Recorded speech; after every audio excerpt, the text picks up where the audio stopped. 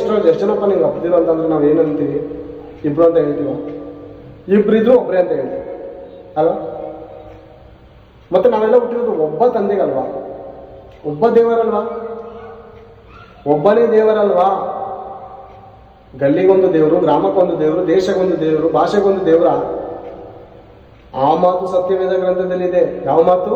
ನಮ್ಮೆಲ್ಲರಿಗೂ ತಂದೆಯಾದ ದೇವರು ಒಬ್ಬನೇ. ನೋಡೋಣ ಆ ಮಾತು ಪ್ರಿಯರೇ. ಬೈಬಲ್ ನಿಜವಾಗ್ಲೂ ಪ್ರಿಯರೇ, ನಿಜವಾಗ್ಲೂ ಅದ್ಭುತವಾದಂಥ ಪ್ರಿಯರೇ. ಇಂಥ ಮಾತು, ಇಂಥ ಪ್ರಶ್ನೆಗೆ ಇಲ್ಲ, ಇಂಥ ಪ್ರಶ್ನೆಗೆ ಇಂಥ ಉತ್ತರ ಇಲ್ಲ ಅನ್ನೋಂಥ ಮಾತೇ ಇಲ್ಲ ಪ್ರಿಯರೇ. ಒಂದ್ಸಾರಿ ಎಫೆಸರ್ ಬರೆದ ಪತ್ರಿಕೆ ನೋಡಿಕೊಳ್ಳೋಣ. ಎಫೆಸರ್ ಬರೆದ ಪತ್ರಿಕೆ, ಈಗ ನಾವು ನೋಡಿಕೊಂಡಂಥ ಪ್ರಶ್ನೆಗೆ ಉತ್ತರ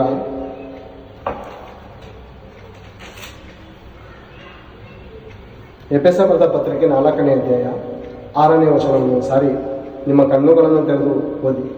ನೀವು ಯಾವುದೇ ಕುಲ ಭಾಷೆ ಜನಾಂಗದವರಾಗಿರ್ಬೋದು, ಸತ್ಯವೇದ ಗ್ರಂಥದಲ್ಲಿ ಬರೆದಿರುವಂಥ ಪ್ರತಿಯೊಂದು ಮಾತುಗಳು ಸತ್ಯವಾದದ್ದೇ ಸರಿ.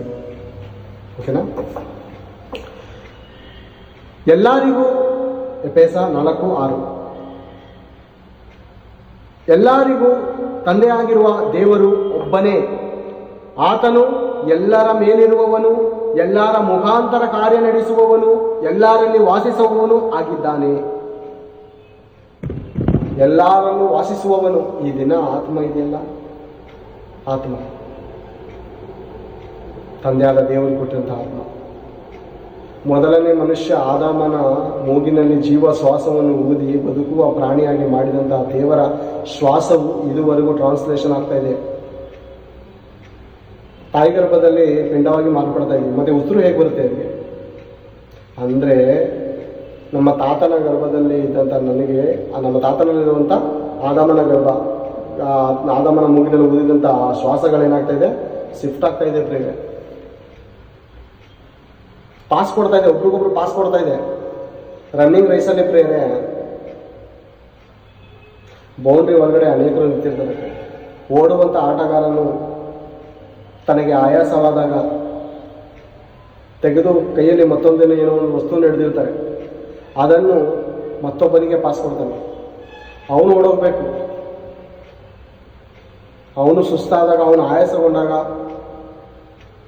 ಅವನು ಮತ್ತೊಬ್ಬನಿಗೆ ಪಾಸ್ ಕೊಡ್ತಾನೆ ಅಲ್ವಾ? ಹೌದಂತೀರ ಅಲ್ವಂತೀರ? ತಂದೆ ಅನೇಕ ಕೋಟ್ಯಾಂತರ ಆಸ್ತಿ ಮಾಡಿರ್ತಾನೆ. ತಂದೆ ಮಾಡಿದಂಥ ಆಸ್ತಿಗಳು ಮಕ್ಕಳಿಗೆ ಪಾಸ್ ಆಗುತ್ತೆ ಅದು ಅಲ್ವಾ? ಮಕ್ಕಳಿಗೆ ಪಾಸ್ ಆಗುತ್ತೆ. ಮಕ್ಕಳು ಒಂದೆರಡು ಸರಿಯಾಗಿ ನೋಡ್ಕೊಳ್ಳಿಲ್ಲ, ನೀಚರಾಗಿ, ದುಷ್ಟರಾಗಿ, ವ್ಯಭಿಚಾರಿಗಳಾಗಿ ತಂದೆ ತಾಯಿನ ಸಾಕಿಲ್ಲ ಅಂದರೆ ಗೌರ್ಮೆಂಟ್ ಅವ್ರ ಹತ್ರ ನೋಡ್ಕೋತಾರೆ. ಅಂದರೆ ಸಾಮಾನ್ಯವಾಗಿ ನೋಡುವಾಗ ತಂದೆ ಆಸ್ತಿಗಳು ಪಾಸ್ ಆಗುತ್ತೆ ಮಕ್ಕಳಿಗೆ, ಹೆಣ್ಮಕ್ಳಿಗೆ ಪಾಸ್ ಆಗುತ್ತೆ. ಓಡುವಂಥ ಆಟಗಾರನು ಒಬ್ರಿಗೊಬ್ರಿಗೂ ಪಾಸ್ ಆಗ್ತಾರೆ. ಮತ್ತೆ ತಂದೆಯಾದ ದೇವರಲ್ಲಿರುವಂಥ ಆತ್ಮ ಒಬ್ರಿಗೊಬ್ರು ಪಾಸ್ ಆಗಿ ಹೋಗ್ತಾ ಇದೆ. ಪ್ರತಿಯೊಬ್ಬರಲ್ಲ ಆತ್ಮ ಇರುತ್ತೆ. ಆತ್ಮಗಳು ಏನಾಗ್ತಾ ಇದೆ, ಎಲ್ಲರಲ್ಲೂ ಇದೆ.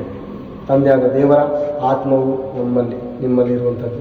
ಆತ್ಮ ಇರೋದ್ರಿಂದಲೇ ಮಾತಾಡ್ತಾ ಇದ್ದೀವಿ, ಕುತ್ಕೊಂಡಿದ್ದೀವಿ, ತಿಂತಾ ಇದ್ದೀವಿ, ಓಡಾಡ್ತಾ ಇದ್ದೀವಿ. ಈ ಆತ್ಮ ಒಂದು ವೇಳೆ ಬಿಟ್ಟು ಹೋದ್ರೆ ನಮ್ಮನ್ನು, ಒಂದು ವೇಳೆ ನೋಡಿ ಈ ದಿನ ಮಾತಾಡ್ತಾ ಇದ್ದೀವಿ, ಬೆಳಗ್ಗೆ ಚೇತನನು ಅಂತ ನಾನು ತೀರೋಗುವ ನಂತರ ಅನೇಕರು ಬರ್ತೀರ.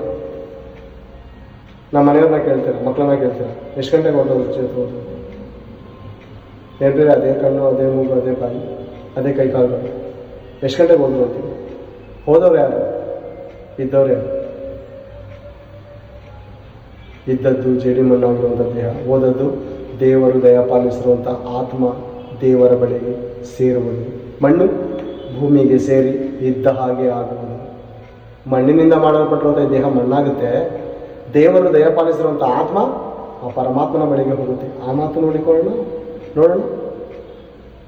ಪ್ರಸಂಗಿ ಗ್ರಂಥ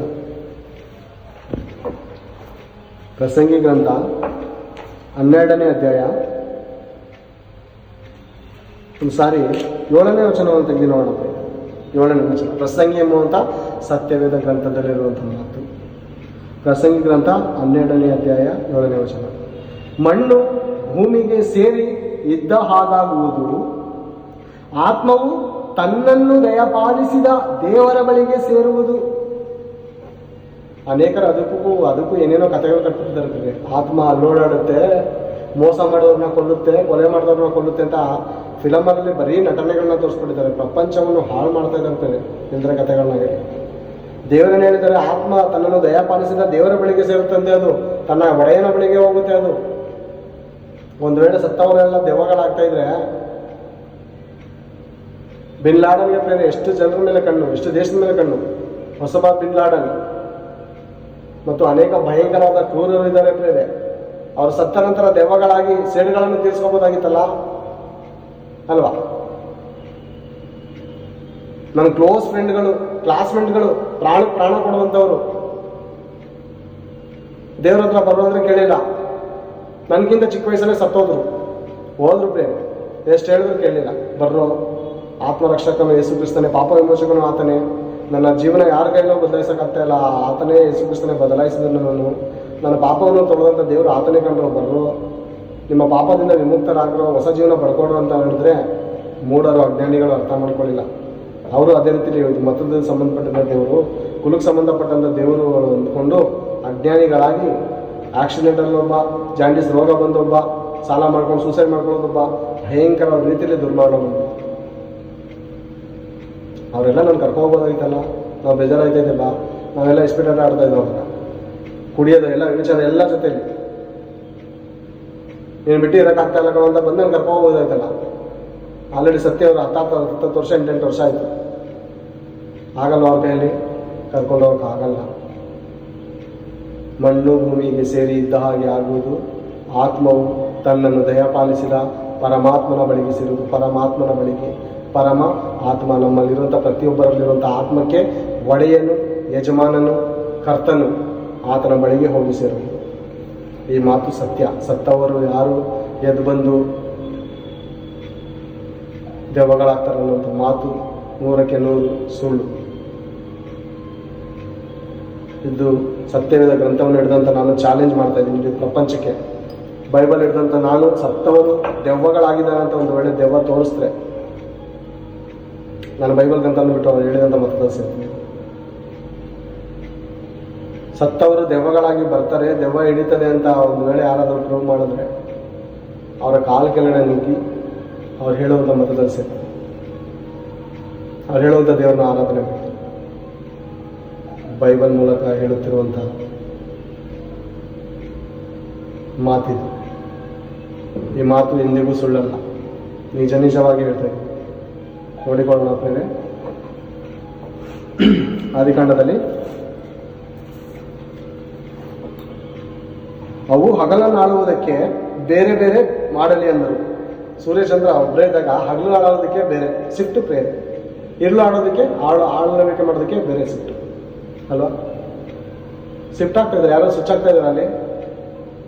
ನಾವು ಊರ ಕಡೆ, ಹಳ್ಳಿಗಳ ಕಡೆ ಅವಾಗ ನೋಡುವಾಗ ಬೇರೆ ಬೀದಿಗೆ ಒಂದು ಲೈಟ್ ಇರೋದು, ದೊಡ್ಡ ಕಂಬ.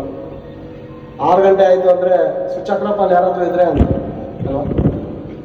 ಅಂದರೆ ಕತ್ತಲೆ ಓಡಿಸೋದಕ್ಕೆ ಬೆಳಕು, ಲೈಟ್ ಬೇಕಾಗಿತ್ತು ಅಲ್ವಾ? ಅದೇ ರೀತಿ ಹಗಲನ್ನು ಆಳುವುದಕ್ಕೆ ಸೂರ್ಯನು, ಇರುಳನ್ನು ಆಳುವುದಕ್ಕೆ ಚಂದ್ರನನ್ನು ದೇವರು ನೇಮಕ ಮಾಡ್ತಾ ಇದ್ದಾರೆ, ಟೈಮ್ ಕೊಡ್ತಾ ಇದ್ದಾರೆ ಅವ್ರಿಗೆ. ಇಷ್ಟರಿಂದ ಎಷ್ಟೋವರೆಗೂ ಡೇ ಶಿಫ್ಟ್ ನಿಮ್ದಪ್ಪ. ಇವಾಗ ಡೇ ಶಿಫ್ಟ್ ಇದೆ, ಎಲ್ಲಿರ್ಬೇಕು ನೀವು? ಭಾರತ ದೇಶದಲ್ಲಿ ಇರಬೇಕು. ಈಗ ಸೂರ್ಯನಿದ್ದಾನೆ, ಸೂರ್ಯನ ಇಲ್ಲಿದ್ದಾನೆ. ಚಂದ್ರನಲ್ಲಿ ಹೋಗಿದ್ದಾನೆ, ನೈಟ್ ಶಿಫ್ಟ್ಗೆ ಅಮೆರಿಕ ಕಡೆ ಹೋಗಿದ್ದಾನೆ. ಅಥವಾ ಬೇರೆ ದೇಶ, ಬೇರೆ ಪ್ರಾಂತ್ಯದಲ್ಲಿ ಇವಾಗ ನೋಡುವಾಗ ಅಲ್ಲಿ ರಾತ್ರಿ ಆಗಿರುತ್ತೆ. ಹೌದಂತೀರ ಅಲ್ಲೊಂತೀರ? ಹೌದು, ಅಲ್ಲಿ ರಾತ್ರಿ ಶಿಫ್ಟ್ ಆಗಿದೆ. ತಿರ್ಗಾ ಅವ್ರು ಇಲ್ಲಿ ಬರ್ತಾರೆ, ಇವ್ರು ಅಲ್ಲಿ ಹೋಗ್ತಾರೆ. ಅಂದರೆ ಶಿಫ್ಟ್ ಪ್ರಿಯರೇ. ಅನೇಕರು ಸೆಕ್ಯೂರಿಟಿ ಕೆಲಸ ಮಾಡುವಾಗ ಒಪ್ಪಂದ ಇರುತ್ತೆ, ಯಜಮಾನನ ನೇಮಕ ಮಾಡಿರ್ತಾರೆ. ನೋಡಪ್ಪ, ಬೆಳಗ್ಗೆ 6ರಿಂದ ಮಧ್ಯಾಹ್ನ 2 ಅಥವಾ 4 ಗಂಟೆವರೆಗೂ ನೀನು ಡೇ ಶಿಫ್ಟ್ ಮಾಡು, ಓಕೆನಾ? ಇನ್ನೊಬ್ಬ ಬರ್ತಾನೆ, ಇಂಥವ್ನು ನಾನು ನೇಮಕ ಮಾಡಿರ್ತೀನಿ, ಅವನು ಬಂದಾದ್ಮೇಲೆ ನೀನು ಮನೆಗೆ ಹೋಗ್ಬೋದು. ದೇವರು ಅದೇ ರೀತಿ ಸೂರ್ಯ ಚಂದ್ರನನ್ನು ನೇಮಕ ಮಾಡಿದ, ಅಂದರೆ ಕೆಲಸದ ಮೇಲೆ ಅವರನ್ನು ಹಚ್ಚಿದ್ದಾರೆ. ಅರ್ಥ ಇದೆ? ತುಂಬ ಅದ್ಭುತವಾದಂಥ ದೇವರ ಜ್ಞಾನ, ದೇವರ ಮಾತು ಸತ್ಯದಲ್ಲಿ ಅರ್ಥ ಮಾಡ್ಕೊಂಡು ಮತ ಕೊಲ ಅಂದ್ಕೊಂಡು ಜ್ಞಾನಿಗಳಾಗೋದಿಲ್ಲ. 15ನೇ ವಚನ, ಭೂಮಿಯ ಮೇಲೆ ಬೆಳಕು ಕೊಡುವುದಕ್ಕೆ ಅವುಗಳು ಆಕಾಶ ಮಂಡಲದಲ್ಲಿ ದೀಪಗಳಂತಿರಲಿ ಅಂದನು. ದೀಪನ, ಅಷ್ಟು ದೊಡ್ಡ ಸೂರ್ಯ ದೀಪನ ಯಾರಿಗೆ? ನಮಗಲ್ಲ, ದೇವರಿಗೆ ದೀಪದ ಥರ. ಮತ್ತೆ ದೇವರು ಎಷ್ಟು ದೊಡ್ಡವರು ಇರಬೇಕು. ಆ ದೀಪ ಅಂತ ಹೇಳ್ತಾ ಇದ್ದಾರೆ ದೇವರು ಎಷ್ಟು ಮಹಾದೇವರು ಬೇರೆ. ಆಕಾಶ ಮತ್ತು ಆಕಾಶವು ಮಹಾಕಾಶವು ಹಿಡಿಯುವಂಥ ದೊಡ್ಡ ದೇವರು, ಚಿಕ್ಕ ದೇವರಲ್ಲ, ನಮಗಿಂತ ಚಿಕ್ಕದಲ್ಲ. ಅರ್ಥ ಆಯ್ತಾಯ್ತಾ? ಅಥವಾ ಒಂದು ಮನೆ ಕಟ್ಟೋದಷ್ಟೇ, ದೊಡ್ಡ ಬಿಲ್ಡಿಂಗ್ ಅಷ್ಟಲ್ಲ. ದೇವರಿಗೆ ಸೂರ್ಯ ಚಂದ್ರಗಳು ಅಂದರೆ 13 ಲಕ್ಷ ಹಾಕಿದ್ರೆ ಈ ಭೂಮಿಯ ಒಂದು ಸೂರ್ಯನ ಸೈಜ್ ಆಗಿರುವಂತಹ ಸೂರ್ಯನಿಗೆ ದೇವರು ದೀಪ ಅಂತ ಹೇಳ್ತಾ ಇದ್ದಾರೆ. ಅರ್ಥ ಮಾಡ್ಕೊಂಡು, ಅಷ್ಟು ದೊಡ್ಡ ಸೂರ್ಯ ಚಂದ್ರರು ದೀಪನೋ ದೇವರಿಗೆ. ಮತ್ತೆ ದೇವರೆಷ್ಟು ದೊಡ್ಡ ಭಯಂಕರವಾದ ದೇವರು, ಎಷ್ಟು ದೊಡ್ಡ ದೇವರು ಪ್ರಿಯರೇ. ಕೀರ್ತನೆ ಗ್ರಂಥದಲ್ಲಿ ಹೇಳುವಂಥ ಮಾತು, ಜನರು ನಮಗೆ ಮಿಡತೆಗಳಂತ ಕಾಣ್ತಾ ಇದೆ. ಮಿಡತೆ, ಚಿಕ್ಕ ಇರುವೆಗಳು, ನಾವು ಚಿಕ್ಕ ಇರುವೆಗಳು. 16ನೇ ವಚನ, ದೇವರು ಹಗಲನ್ನಾಳುವುದಕ್ಕೆ ದೊಡ್ಡ ಬೆಳಕನ್ನು, ഇരുಳನ್ನಾಳುವುದಕ್ಕೆ ಚಿಕ್ಕ ಬೆಳಕನ್ನು, ಈ 2 ದೊಡ್ಡ ಬೆಳಕುಗಳನ್ನು ಉಂಟು ಮಾಡಿದನು. ಆತನು ನಕ್ಷತ್ರಗಳನ್ನು ಸಹ ಉಂಟು ಮಾಡಿದನು. ದೇವರು ಆ ಬೆಳಕುಗಳನ್ನು ಆಕಾಶದಲ್ಲಿಟ್ಟು ಭೂಮಿಯ ಮೇಲೆ ಬೆಳಕು ಕೊಡುವುದಕ್ಕೂ ಹಗಲನ್ನಾಳುವುದಕ್ಕೂ ಅವುಗಳನ್ನು ಆಳುವುದಕ್ಕೂ ಬೆಳಕನ್ನು ಕತ್ತಲನ್ನು ಬೇರೆ ಬೇರೆ ಮಾಡುವುದಕ್ಕೂ ಅವುಗಳನ್ನು ನೇಮಿಸಿದನು. ಬೆಳಕು ಬಂದಾಗ ಕತ್ಲೆ ಹೋಗುತ್ತೆ, ಕತ್ಲೆ ಬಂದಾಗ ಬೆಳಕು ಹೋಗುತ್ತೆ. ಎರಡೂ ಬೇರೆ ಬೇರೆ ಮಾಡಿದನು. ತರುವಾಯ ದೇವರು ಗುಂಪು ಗುಂಪಾಗಿ ಚಲಿಸುವ ಜೀವ ಜಂತುಗಳು ನೀರಿನಲ್ಲಿ ತುಂಬಿಕೊಳ್ಳಲಿ, ಪಕ್ಷಿಗಳು ಭೂಮಿಯ ಮೇಲೆ ಅಂತರಿಕ್ಷದೊಳಗೆ ಹಾರಾಡಲಿ ಎಂದು ಹೇಳಿದನು. ತರುವಾಯ ದೇವರು ಗುಂಪು ಗುಂಪಾಗಿ ಚಲಿಸುವ ಜೀವ ಜಂತುಗಳು ನೀರಿನಲ್ಲಿ ತುಂಬಿಕೊಳ್ಳಲಿ ಎಂದು ದೇವರು ಅಪ್ಪಣೆ ಕೊಡ್ತಾ ಇದ್ದಾರೆ. ಆಕಾಶದ ಪಕ್ಷಿ ಎಷ್ಟು ಅದ್ಭುತವಾಗಿ ಆರುತ್ತೆ ಪ್ರೇರಣೆ. ನಾವು ಆಡ್ತೀವ, ಹಂಗೆ ಆಡಕ್ಕಾಗತ್ತ? ಅದನ್ನು ತೋರಿಸ್ತಾ ಇದ್ದೇನೆ ದೇವರು. ನನ್ನನ್ನು ನಂಬಿದ್ರೆ ನೀವು ಸಂತೋಷದಿಂದ ಹಾರ್ತೀರ. ಓಡಿ ದಣಿಯರು, ನಡೆದು ಬಳಲರು. ಯೆಹೋವನನ್ನು ನಿರೀಕ್ಷಿಸುವವರು ಓಡಿ ದಣಿಯರು, ನಡೆದು ಬಳಲರು. ಪ್ರಿಯರೇ, ಅಷ್ಟು ಉನ್ನತವಾಗಿ ಆರಿಸ್ತಾನೆ, ಸಂತೋಷದಿಂದ ಆರಿಸ್ತಾನೆ, ಸಮಾಧಾನವಾಗಿ ಆರಿಸ್ತಾನೆ. ದುಶ್ಚಟಗಳನ್ನು ಬಿಡಿಸಿ ನಮ್ಮನ್ನು ಹಾರಿಸ್ತಾನೆ ಆಕಾಶಕ್ಕೆ. ಅಂದರೆ ಆ ಸಂತೋಷ ಇರುತ್ತೆ ಅಂತ ಅರ್ಥ, ಆ ಉಲ್ಲಾಸ ಇರುತ್ತೆ ಅಂತ ಅರ್ಥ. ಪ್ರೇರೆ ಯಾಕೆ ಪ್ರೇರೆ? ದೇವ್ರನ್ನ ಅರ್ಥ ಮಾಡ್ಕೊಳ್ಳೋದಕ್ಕೆ ಏನು ಕೊಡಬೇಕು ಪ್ರೇರೆ?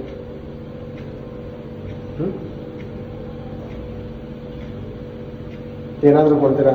ನಿಮ್ಮ ದೇವ್ರಿಗೆ ನಂಬ್ತೀವಿ, ಚರ್ಚಿಗೆ ಬರ್ತೀವಿ ಅಂತ ಏನಾದರೂ ಕೊಡಬೇಕಾ?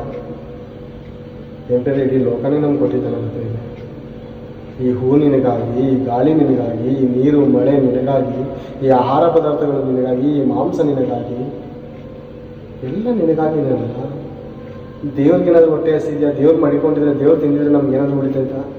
ದೇವ್ರಿಗೆ ಒಂದು ವೇಳೆ ಹೊಟ್ಟೆ ಹಸಿರು ಇದ್ದಿದ್ರೆ ಈ ಲೋಕದ ಆಹಾರಗಳು ಸಾಕಾಗ್ತಾ ಇಲ್ಲ, ದೇವ್ರನ್ನ ಸಾಕಾಗ್ತಾ ಇಲ್ಲ. ಯೇಸು ಪ್ರಭು ಇರ್ತಾರೆ ಯೋಹಾನನ ಬರೆದ ಸುವಾರ್ತೆ 4ನೇ ಅಧ್ಯಾಯದಲ್ಲಿ, ನಿಮಗೆ ತಿಳಿಯಲಾರದಂಥ ಆಹಾರ ಅಂತ ನಾವು ರಕ್ಷಿಸಲ್ಪಡುವಂಥ ಆತ್ಮ ದೇವರಿಗೆ ಆಹಾರ.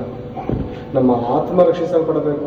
ನಾವು ಪಾಪದಿಂದ ಹೊರಗಡೆ ಬಂದು ವಿಮೋಚನೆ ಹೊಂದಬೇಕು ಅನ್ನೋದೇ ದೇವರ ಚಿತ್ತ, ದೇವರ ಸಂಕಲ್ಪ, ದೇವರ ಆಸೆ, ದೇವರ ಆಕಾಂಕ್ಷೆ.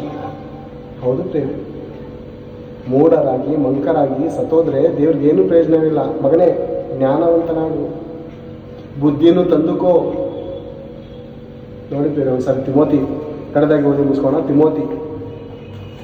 ತಿಮೋತಿನೇ ಬರೆದಾಗ 1ನೇ ಪತ್ರಿಕೆ ಇರ್ಬೋದು, ನೋಡೋಣ ಒಂದು ಸರಿ ಇಲ್ಲಿ.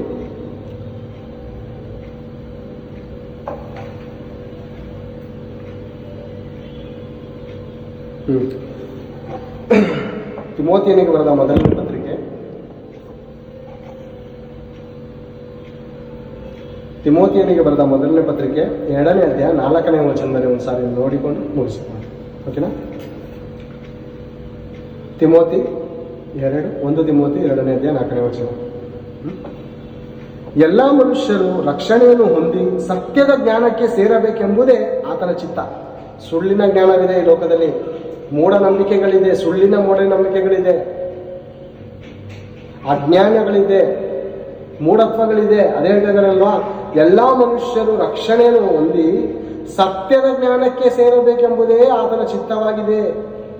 ಏಕೆಂದರೆ ದೇವರು ಒಬ್ಬನೇ, ದೇವರಿಗೂ ಮನುಷ್ಯರಿಗೂ ಮಧ್ಯಸ್ಥಕನೂ ಒಬ್ಬನೇ, ಆತನು ಮನುಷ್ಯನಾಗಿರುವ ಕ್ರಿಸ್ತ ಯೇಸುವೆ ಮಧ್ಯಸ್ಥಿಕನು.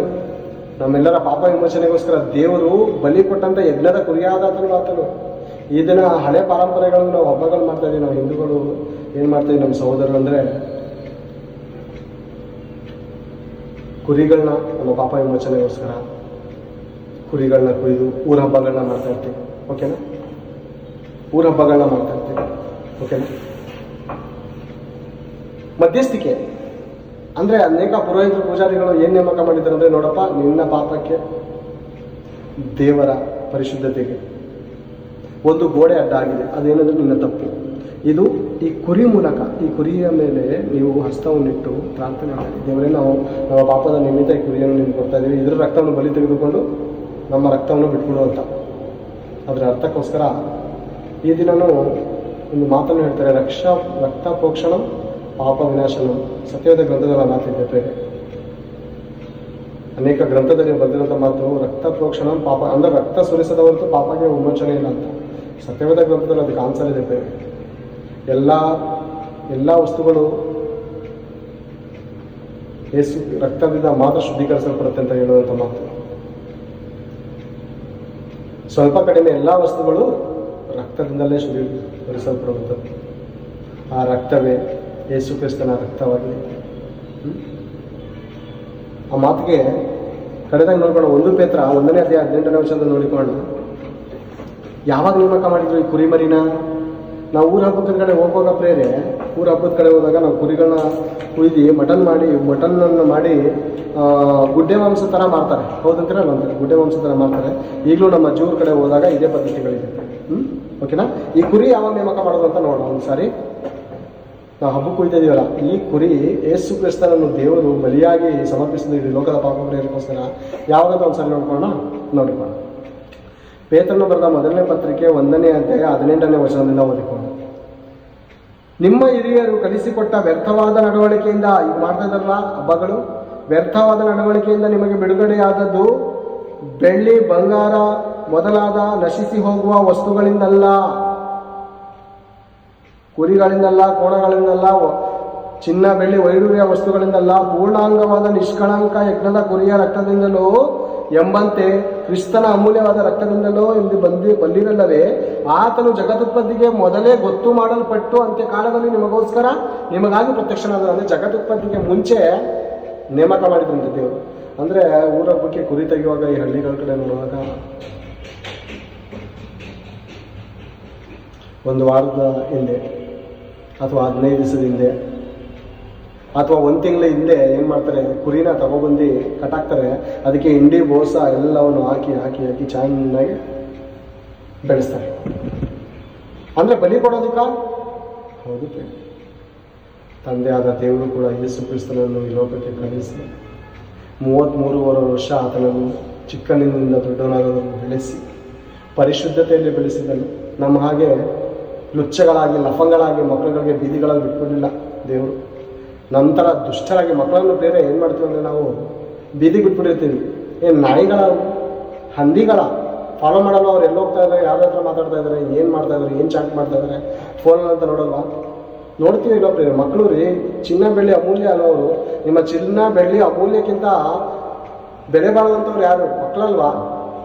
ಚಿನ್ನ ಬೆಳ್ಳಿ ಮಾತ್ರ ಟಜರಿಲಿ ಇರ್ತೀವಿ, ಬೀರೋಲಿ ಸೀಕ್ರೆಟ್ ಲಾಕಲ್ಲಿ ಇರ್ತೀವಿ, ಬ್ಯಾಂಕಲ್ಗಳಲ್ಲಿ ಇರ್ತೀವಿ. ಮಕ್ಕಳನ್ನ, ಗಂಡು ಮಕ್ಕಳನ್ನ ನಾಯಿಗಳಾಗೆ ಬಿಟ್ಬಿಡ್ತೀವಿ ಬೀದಿ.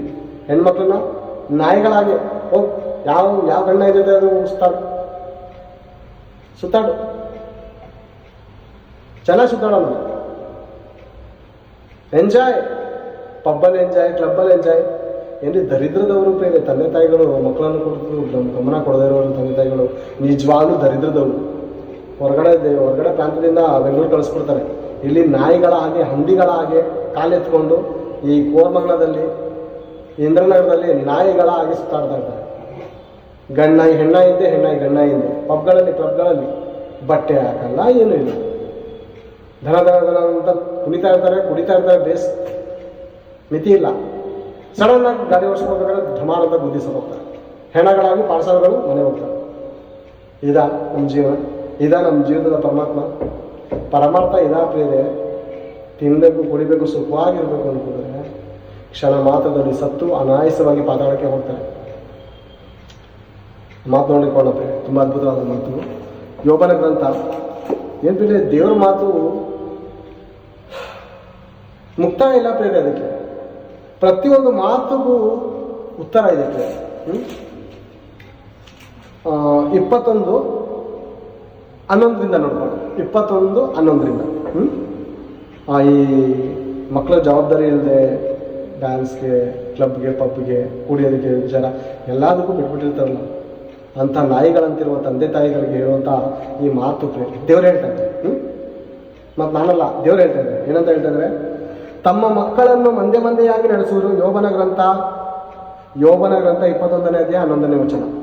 ತಮ್ಮ ಮಕ್ಕಳನ್ನು ಮಂದೆಯಾಗಿ ನಡೆಸುವರು, ಅವರ ಬಾಲಬಾಲೆಯರು ಕುಣಿದಾಡುವರು. ಪಬ್ಗಳಲ್ಲಿ, ಕ್ಲಬ್ಗಳಲ್ಲಿ ಬಟ್ಟೆ ಹಾಕೊಳ್ಳದೆ, ಮರ್ಯಾದಸ್ಥರಾಗಿ ಜೀವಿಸದೆ ಕುಣಿದಾಡುವರು. ಅವರು ದಮ್ಮಡಿ ಕಿನ್ನರಿಗಳೊಡನೆ disco dance, music, bass effect, JBL speaker ಅಲ್ಲ, ಸೋನಿ ಸ್ಪೀಕರ್ ಅಲ್ಲ, ಹೊರಗಡೆ ಹಾಕ್ಬಿಟ್ಟಿರ್ತಾರೆ ದೊಡ್ಡ speaker, bass effect, treble effect, ಕುಣಿದಾಡಿ ಕೈಯಲ್ಲಿ ಬಾಟ್ಲ್ ಹಿಡ್ಕೊಳ್ಳಿ. ಹೆಣ್ಣಮ್ಮ ಹಿಡ್ಕೊಳ್ಳಿ. ಸಿಗರೇಟ್ ಅಮ್ಮ ಸರಿ. ಮಂದೆಯಾಗಿ ನಡೆಸುವರು, ಅವರ ಬಾಲೆಯರು ಕುಣಿದಾಡುವರು. ಅವರು ದಮ್ಮಡಿ ಕಿನ್ನರಿಗಳೊಡನೆ ಸ್ವರವೆತ್ತಿ ಕೊಳಲಿನ ಧ್ವನಿಗೆ ಉಲ್ಲಾಸ ಪಡುವರು. ಡಿಸ್ಕೋ ಸಾಂಗ್ಗೆ, ಮತ್ತೊಂದು ಸಾಂಗ್ಗೆ ಉಲ್ಲಾಸ ಪಡುವರು. ಧ್ವನಿ ಎತ್ತಿ ಕೂಗಾಡ್ತಾರೆ, ಕಿರ್ಚಾಡ್ತಾರೆ. ಈ ದಿನ ಸೌಂಡ್ ಕೇಳಿಸ್ತಾ ಇರ್ತದೆ. ಕೋರಮಂಗಲದ ಕಡೆ, ಇಂದ್ರನಗರದ ಕಡೆ, ಮುಂತಾದ ಕಡೆ ಹೋಗ್ತಾ ಇದ್ರೆ ಏನ್ ಸೌಂಡ್, ಕಿರ್ಚಾಟ, ಓ ಎಂಜಾಯ್. ಹೌದಾ? ನಿನ್ನ ಜೀವಮಾನವು ಎಂಥದು, ಈ ಸುಖವು ಎಷ್ಟು ಕಾಲವು. ನಿನ್ನ ಜೀವಮಾನವು ಎಂಥದು, ಈ ಸುಖವು ಎಷ್ಟು ಕಾಲವು. ಸ್ವಲ್ಪ ಹೊತ್ತು ಕಾಣಿಸಿಕೊಂಡು ಆಮೇಲೆ ಕಾಣದೆ ಹೋಗುವುದು. ಎಲ್ಲ ನನ್ನದೆನ್ನುವ ಭಾವನೆ ನಿನಗಿದೆಯಾ ಸೋದರಿ? ಇಲ್ಲ ನಿನ್ನ ಸ್ವಂತ ಯಾವುದು ಇಲ್ಲವೆಂದು ಮರಣವೇ ತಿಳಿಸುವುದ. ಆಸೆ ಪಟ್ಟಿದೆಲ್ಲ ಬೇಕೆಂದು ನಿನ್ನ ದೇಹವು ಧರಿಸಿಕೊಳ್ಳುವುದ. ಯಾವುದು ನಿನ್ನೊಡನೆ ಬರದೆಂದು ಮರಣವೇ ತಿಳಿಸುವುದ. ನಿನ್ನ ಜೀವಮಾನವು ಎಂಥದು, ಈ ಸುಖವು ಎಷ್ಟು ಕಾಲವು. ನಮ್ಮ ಜೀವಮಾನವು ಎಂಥದು, ಈ ಸುಖವು ಎಷ್ಟು ಕಾಲವು. ಈ ದೇಹಕ್ಕೆ ಎಷ್ಟು ಸುಖ ಕೊಟ್ಟರು, ಈ ದೇಹಕ್ಕೆ ಎಷ್ಟೇ ಪುರುಷರ ಸುಖ ಕೊಟ್ಟರು, ಈ ದೇಹಕ್ಕೆ ಎಷ್ಟೇ ಸ್ತ್ರೀಯರ ಸುಖ ಕೊಟ್ಟರು, ಈ ದೇಹ ನಮಗೊಂದು ದಿವಸ ನರಕ ಕರ್ಕೋಗುತ್ತೆ. ಈ ದೇಹದಿಂದ ಒಂದು ದಿವಸ ನಾವು ನರಕದ ವೇದನೆಗಳನ್ನು ಅನುಭವಿಸ್ತೀವಿ. ಈ ದೇಹ ಒಂದು ದಿವಸ ನೋವು ಕೊಡುತ್ತೆ, ಹಿಂಸೆ ಕೊಡುತ್ತೆ. ಎಷ್ಟೋ ಜನ ಹಲ್ಲು ನೋವು ತಡೆಯದೆ ಹಾಸ್ಪಿಟ್ಲಲ್ಲಿ ಬಿಲ್ಡಿಂಗ್ ಆರೋಗ್ಯ ನೋಡಿದ್ರೆ, ಹೊಟ್ಟೆ ನೋವು ತಡೆಯದೆ ಬಿಲ್ಡಿಂಗ್ ಆರಿದ್ದಾರೆ. ಹೊಟ್ಟೆ ನೋವು ತಡೆಯನಾರದೆ ಬಿಲ್ಡಿಂಗ್ ಅನ್ನು ಆರಿದ್ದಾರೆ. ವ್ಯಭಿಚಾರದ ಜೀವಿತವನ್ನು ಜೀವಿಸಿದವರಿಗೆ ಏಡ್ಸ್ ರೋಗ ಹುಳ ಬಿದ್ದಿದೆ. ಈ ದೇಹದ ಮೂಲಕ ಅನುಭವಿಸಿರುವಂತಹ ಪ್ರತಿಯೊಂದು ಪಾಪಕ್ಕೂ ದೇವರ ಮುಂದೆ ನ್ಯಾಯ ತೀರ್ಪಿದೆ ಪ್ರಿಯ ಸರ್. ಈ ದೇಹದ ಮೂಲಕವೇ ನಾವು ಪ್ರತಿಯೊಂದು ಮಾಡ್ತಾ ಇದ್ದೀವಲ್ವಾ? ಈ ದೇಹವನ್ನು ಕಂಟ್ರೋಲ್ ಮಾಡ್ಕೊಳ್ಳೋದಕ್ಕೆ ನಾವು ಇಷ್ಟಪಡ್ತಾ ಇಲ್ಲ ಅಲ್ವಾ? ಈ ದೇಹವನ್ನು ದೇವರ ಪ್ರಭಾವದ ನಿಮಿತ್ತ ಉಪಯೋಗ ಮಾಡ್ಕೊಳ್ಳೋದಕ್ಕೆ ನಾವು ಇಷ್ಟಪಡ್ತಾ ಇಲ್ಲ ಅಲ್ವಾ? ಈ ದೇಹಕ್ಕೆ ಪ್ರೀತಿಸಿ, ಈ ದೇಹ ಕೇಳೋದನ್ನೆಲ್ಲ ಕೊಡ್ತಾ ಬಂದಲಿಕ್ಕೆ ಒಂದು ದಿವಸ ಈ ದೇಹದ ಮೂಲಕವೇ ಸ್ವರ್ಗವು, ಈ ದೇಹದ ಮೂಲಕವೇ ನರಕವು. Your choice. ಜೀವ ಮರಣ, ಆಶೀರ್ವಾದ ಶಾಪವು ದೇವರು ನಮ್ಮ ಮುಂದೆ ಇಟ್ಟಿದ್ದಾರೆ. Your choice. ನನ್ನ ಮಕ್ಕಳಲ್ಲೂ ನಿಮ್ಮ ಚಾಯ್ಸ್. ಮನೇಲಿ ಫೋನ್ ಇಟ್ಟಿದ್ದೀನಿ, ಮನೇಲಿ ಫೋನ್ ಇದೆ. ದೇವರ ಹಾಡನ್ನು ಕೇಳ್ತೀರಾ, ದೇವರ ಸಿನಿಮಾಗಳನ್ನು ನೋಡ್ತೀರಾ, ಅಥವಾ ಬ್ಲೂ ಫಿಲಮ್ಗಳನ್ನು ನೋಡ್ತೀರಾ? Your choice.